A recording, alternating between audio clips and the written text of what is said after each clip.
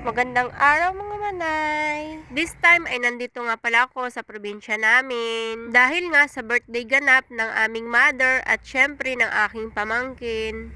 Yes po, tama po ang narinig nyo, as in sabay po ang kanilang birthday na maglula. So na nga po, bali dispiras na nga po pala yan ng kanilang kaarawan. Kaya naman, karamihan dito sa amin ay abalang-abala na rin. Ayan, kung napapanood nyo po ay usong-uso pa rin talaga dito sa aming probinsya ang pagbabayanihan kapag ka may ganitong mga okasyon. Yun bang kahit hindi mo sila sabihan or imbitahan, ay dadayuhin ka talaga nila para manulungan sa mga ganitong gawain. Ari na nga po at talaga namang bisibisihan na ang mga kababaihan dito sa amin. Ayan. Bali nagawa po sila ng ibos or suman sa ibos. Yung bigas po yan na malagkit na inilalagay sa dahon ng niyog. Bali kanya-kanya na po sila lang tuka dyan. Meron po dyan tagalagay ng bigas sa dahon ng niyog at meron ding tagatali. At syempre, hindi rin mawawala ang tagakain ng pulutan. Char! May pulutan na agad. Uy, walang gayon. Ito po talaga yung maganda dito sa aming probinsya dahil nagiging banding na rin yan namin yung mga ganitong kaganapan na kapag ka may okasyon nga ay dadayuhin para manulungan. Malaking tulong nga naman yan para sa mga may bahay at sa may okasyon. Kapag kaganyan nga naman ay mapapabilis talaga natin ang ating mga gawain. Sabi nga niyan, kapag ka tulong-tulong at sama-sama ay walang hindi kayang gawain. Lalo na't kasisipag naman ng mga are. Ako'y nagpapasalamat sa inyong lahat. Ayan, thank you so much sa walang sawang pagtulong sa amin kapag ka may ganitong okasyon dito sa aming tahanan. At talaga namang nakakataba talaga ng puso. Ayan na nga po at sadya namang napakabibilis ng mga ariyo. Ayan, hugot dito, hugot doon. Na talaga namang hindi na magkandamayaw sa paggawa ng ibos o mga yan. Na finally ay natapos din naman at ari na nga po pala ang aming finished product. Ayan, isang palangganang ibos or suman sa ibos. Bali, ilalaga na po yan namin mamaya-maya lamang. Bali, 3 to 4 hours nga po pala or higit pa ang paglalaga niyan para naman siguradong lutong-luto. At dahil nga po tapos nang gawin yung ibos ay ito naman ang aming isusunod. Ang binanban sa Bicol. Bali, bigas nga po pala yan na ipinagiling at nilagyan ng buko. At syempre, nilagyan din ng asukal. Nababalutin naman sa dahon ng saging. Ayan, ito na po siya. Luto na po yan. Hindi ko na po naipakita yung paraan kung paano paggawa dahil yung mga oras po na yan ay busy na yata ako. Ayan na po siya. Luto na po yan. Isang plangganang binanban.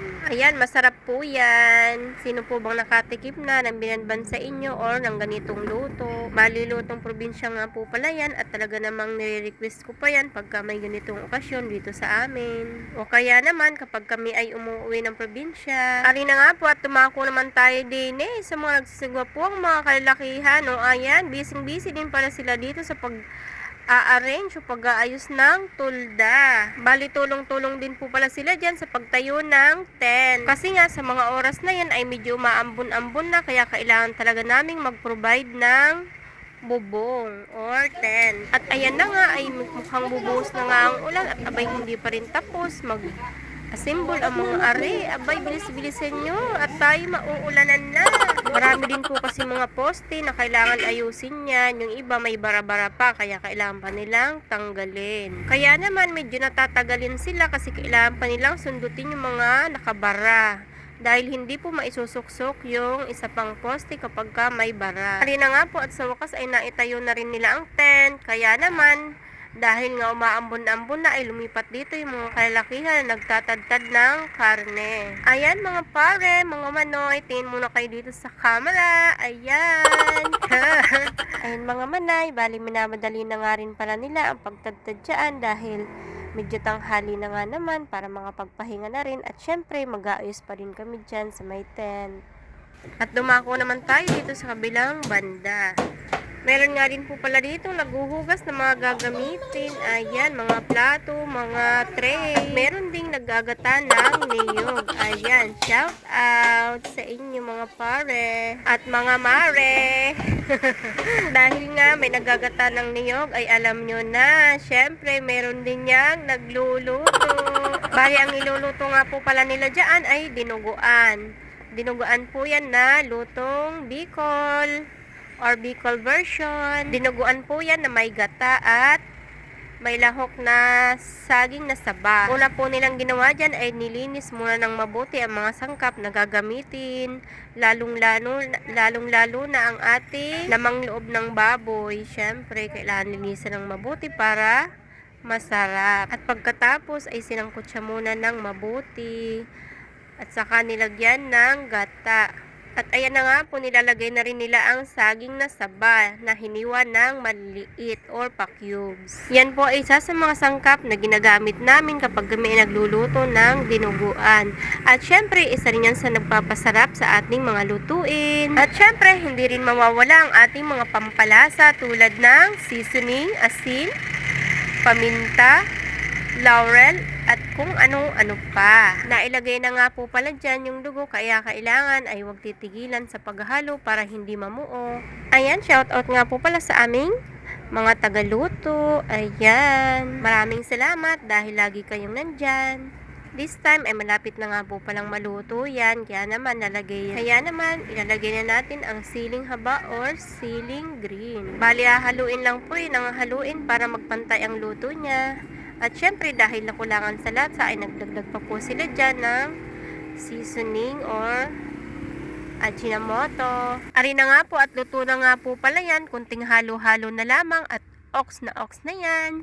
Kain na tayo mga manay at mga manoy.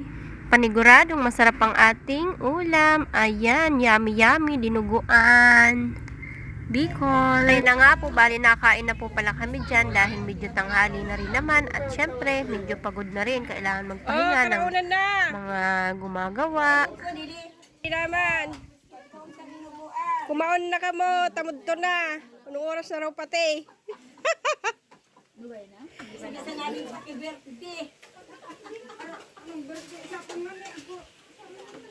Kapon eh, birthday. Ay, Thank you so much guys for watching. Ayan, kain na daw po tayo. See you next vlog and follow for more. Love, love, love.